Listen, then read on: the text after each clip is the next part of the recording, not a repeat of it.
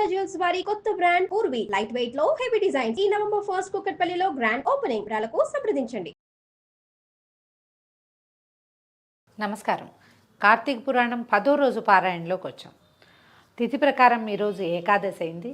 ఏకాదశి నాడు తలంటుకోకూడదు, తలస్నానమే చేయాలి. మామూలుగా మనం కార్తీక మాసంలో నెల రోజులు తలస్నానం చేసే వారి పద్ధతి వేరైతే, ఈ ఒకరోజు ఏదైనా ఉపవాసం చేసి కార్తీక మాస పుణ్యాన్ని మూటగట్టుకోవాలనుకునేవాళ్ళు నెత్తికి నూనె పెట్టుకుని స్నానం చేయకూడదు, తలస్నానమే చేయాలి. ముందు రోజు రాత్రి అన్నం తినకూడదు. ఈ రోజున ధాన్యానికి బియ్యానికి సంబంధించిన ఏ వస్తువుని తీసుకోకుండా ఉపవాసం ఉంటుంది. రోజంతా ఉపవసించాలి. కార్తీకంలో పగలు ఉపవాసం, రాత్రి భోజనం చెప్పబడుతుంది. కానీ ఏకాదశి నాడు మాత్రం పూర్తి రోజంతా ఏదైనా ఫలాలు ఉండలేని వారు ఫలాన్ని ఆహారంగా తీసుకోవచ్చు, ద్రవ పదార్థాలు ఏదైనా తీసుకోవచ్చు. రోజంతా విష్ణునామ సంకీర్తన చేసుకుంటే మంచిది. గుమ్మడికాయని దానం చేస్తే విశేషమైన ఫలితం లభిస్తుందట. ఉసిరికాయలు కూడా దానం కూడా మంచిది. అవకాశం ఉన్నవాళ్ళు చేసుకోవచ్చు. అయితే ఈ 10వ రోజు అధ్యాయంలో ఏం చెప్తున్నారంటే, జనకరాజర్షి అడుగుతున్నారు, ఓ మునీశ్వర, అజామిళుడు పూర్వజన్మలో ఎవడు?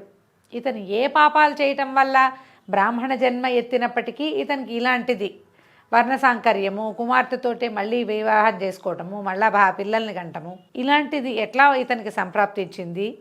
తర్వాత ఈ విష్ణుదూతలు చెప్పిన ఈ మాటలన్నీ విని యమభటులు ఎందుకు ఒప్పుకున్నారు, ఎందుకు ఊరుకున్నారు? యముడి వద్దకెళ్ళి ఏం చెప్పారు అని అడిగారు. వశిష్ఠుడు ఇట్లా చెప్తున్నారట. యమదూతలు విష్ణుదూతల మాటలు విని శీఘ్రంగా యముని వద్దకు పోయి సర్వవృత్తాంతాన్ని యమునికి నివేదించారు. అయ్యా, పాపాత్ముడు, దురాచారపరుడు, నిందిత కర్మల్ని ఆచరించినవాడు అయినటువంటి అజామిళుడు తోడి తెచ్చుటకు అజామిళుడిని తీసుకురావడానికి వెళ్ళినంతలోనే విష్ణుదూతలు వచ్చి మమ్మల్ని ధిక్కరించి అతన్ని విడిపించారు.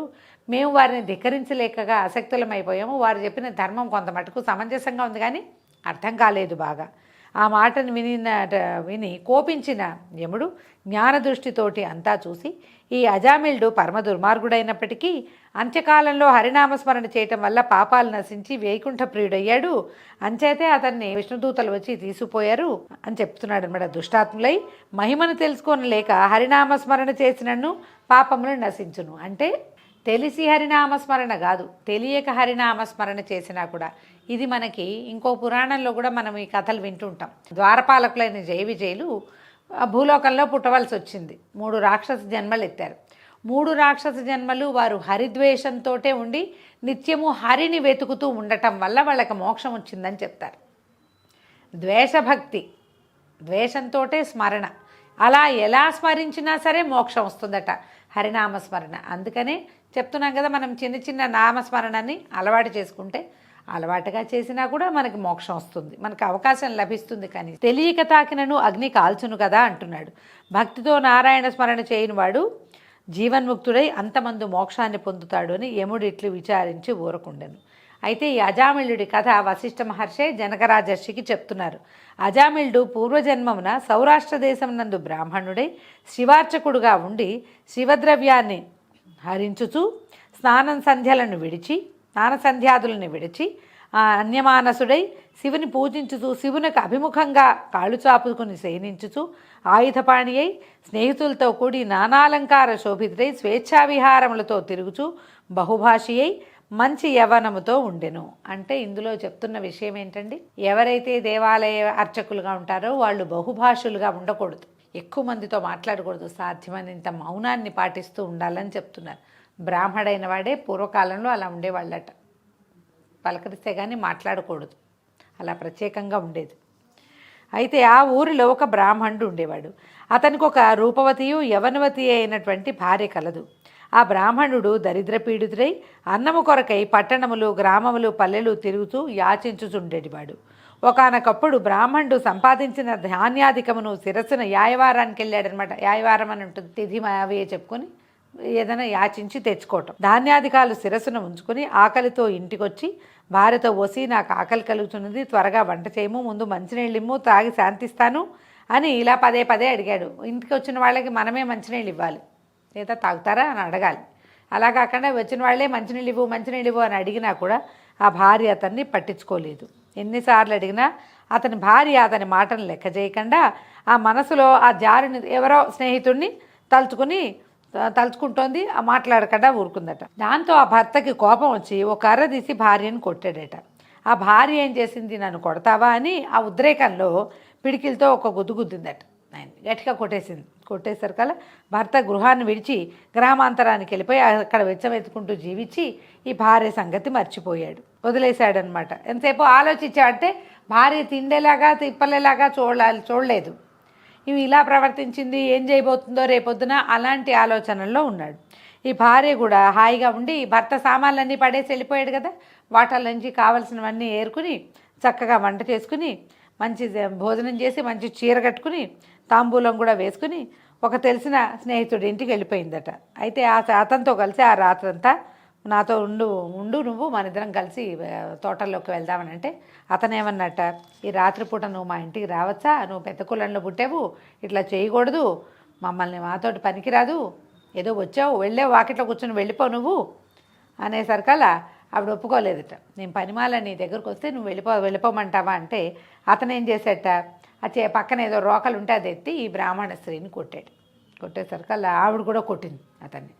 ఇద్దరు కలిసి కొట్టుకుని సరే వాడిని వదిలిపెట్టేసి రాజమార్గంలో వెళ్తుంటే, మొట్టమొదటి కథలో సౌరాష్ట్ర దేశంలో ఉన్నాడు అర్చకుడు, శివార్చకుడు అని చెప్పాం కదా, సరిగ్గా శివ పూజ చేయని వాడు అతనికి కనిపించింది. వీళ్ళిద్దరూ ఒకళ్ళని చూసి ఒకళ్ళు మాట్లాడుకుని ఇద్దరు కలిసి ఆ సమీపంలో ఉన్న ఒక తోటలోకి వెళ్ళి చాలా సమయం ఏకాంతంగా గడిపాక ఆ అమ్మాయికి తెల్లవారుచావున సూర్యోదయం అవుతూ అసలు బింబం కనపడేసరికల్లా ఆమెకు అనిపించింది, ఇదేమిటి నేను ఇంత పుట్టాను, ఇట్లాంటి పని చేస్తున్నాను, నేను చాలా తప్పు చేస్తున్నానని కర్మసాక్షి అయిన శివుడికి నమస్కారం చేసుకుని ఇంటికి వెళ్ళిపోయింది. వెళ్ళి ఏం చేసింది, అది భర్త ఎక్కడున్నాడో వారా వీరా చాకలి వాళ్ళు చుట్టుపక్కల ప్రాంతాల్లో ఉన్న పనులు చేసుకునే వాళ్ళు ఉంటారు, రైతులు, వాళ్ళని కనుక్కొని మా ఆయన ఎక్కడికి వెళ్ళాడని అక్కడి నుంచి ఆయన్ని పిలిపించుకుని సరే బతిమలాడి బామాలి ఆయన్ని కాళ్ళు పట్టుకుని ఇంకెప్పుడు పొరపాట్లు చేయను, నీ మీద చేయత్రాలు లాంటివి పొరపాట్లు చేయనని ఆయన్ని సరి చేసుకుని అటు పెట్టుకుంది. వాళ్ళిద్దరూ కలిసే ఉన్నారు, సుఖంగా ఉందట.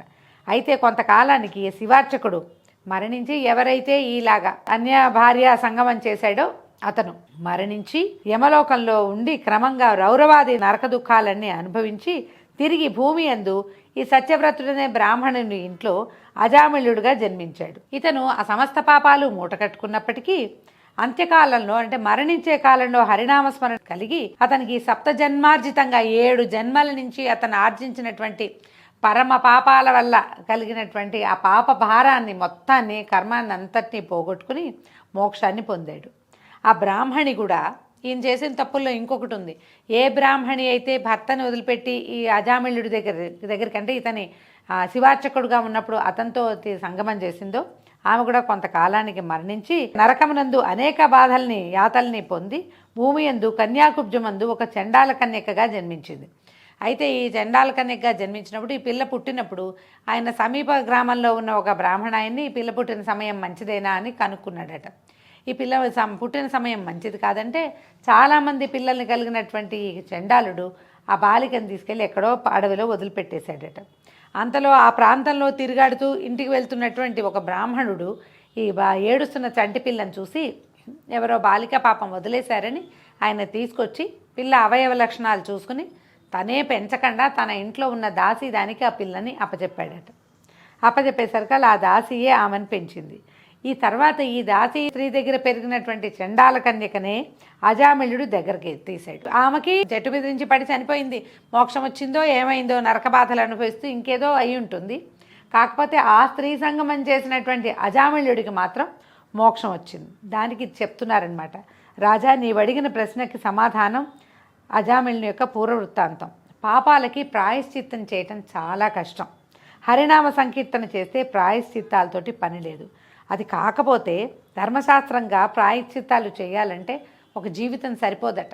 మనం ఈ జీవితంలో ఫలానా పొరపాటు చేశాను, నేను ఇంత చేశాను, మిత్రుడిని మోసం చేశాను, లేకపోతే ఇంకేదైనా చేయకూడని పని చేశాను, ఈ పర్వదినాల్లో ఏదైనా అభక్ష్య భోజనం చేశాను, ఇతరులను నిందించాను, దానం చేసేవాడిని ఆపాను అని మనకే తెలుసుకున్నాం అనుకోండి, వాటన్నిటి నుంచి మనం విముక్తి పొందటానికి మనకు ఒక జీవితం సరిపోదు ధర్మం ప్రకారం. కానీ హరినామ సంకీర్తన వాటన్నిటినీ పోగొడుతుందని వశిష్ఠ మహాముని చెప్తున్నారు. ఎవరి యొక్క నాలుక హరినామ సంకీర్తన చేయదో, మనసు హరిపాద పద్మమును స్మరించదో, చెవులు హరిచరిత్రములను వినరో వాని పాపములు ఎట్లు నశిస్తాయి? ఇతర చింత మాని హరిని స్మరించేవాళ్ళు ముక్తిని పొందుతారు, ఇందుకు సందేహం లేదు. కాబట్టి కార్తీక మాసంలో ఆచరించిన ధర్మము సూక్ష్మమైనదైనను గొప్పదైనను పాపం అంతటినీ నశింపజేస్తుంది. కార్తీక ధర్మమునకు పాపములను నశింపచేయే సామర్థ్యం ఉంది. కాబట్టి కార్తీక మాసమందు ధర్మం ఆచరించని వాడు నరకాన్ని పొందుతాడు, ఇది నిశ్చయము. పాపాలని నశింపచేసే ఈ కథను విన్నవారు సమస్త పాపములను నశింపజేసి మోక్షాన్ని పొందుతారు. ఈ కథను వినిపించేవాడు పాప విముక్తుడై వైకుంఠమునందు విష్ణువుతో కూడి సుఖించును. దీనికి ఎట్లా విశేషం, ఇది ఎందుకు ఇప్పుడు విష్ణుగాథ అని చెప్పారంటే, ఒకసారి హరినామస్మరణ చేసి నారాయణ నామస్మరణ చేసిన వాడికి ముక్తి వస్తుంది. సూక్ష్మధర్మం అంటారు దీన్ని.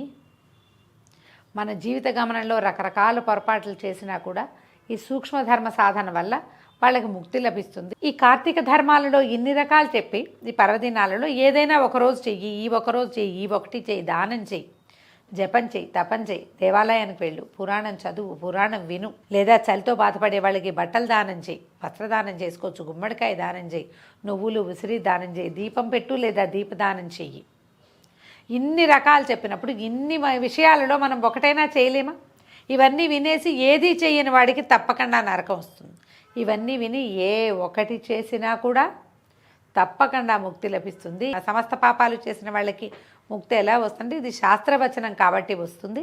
కార్తీకంలో ఈ ధర్మాచరణ ఏదైనా సరే దాని నియమం ప్రకారం గనక పాటించినట్లయితే తప్పకుండా మానవులకి మోక్షం లభిస్తుందని జనక రాజర్షికి వశిష్ఠ మహాముని చెప్తున్నారు. దీంతో మన 10వ రోజు పారాయణ పూర్తయింది. రేపు ఉదయం 11వ రోజు పారాయణతో మళ్ళీ కలుసుకుందాం. నమస్కారం.